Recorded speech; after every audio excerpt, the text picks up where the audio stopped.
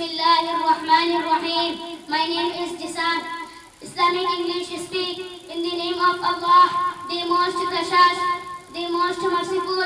It is an honor to be here today to talk about the beautiful principle of Islam. Islam is a religion of peace. It teaches us to be compassionate, kind and just. The Holy Quran is our guide, and the teachings of Prophet Muhammad sallallahu alaihi wasallam be upon him. So as the got to follow, every Muslim is required to follow the 5 pillars of Islam, the testimony of faith, Shahada, prayer, Salah, charity, Zakat, fasting during Ramadan, and pilgrimage to Makkah Hajj. 5 pillars of Islam, the testimony of faith, Shahada, prayer, Salah, charity, Zakat, fasting during Ramadan, and pilgrimage to Makkah Hajj. Let us live our lives according to the teachings of Islam and try to fish at harmony wherever we go. Thank you.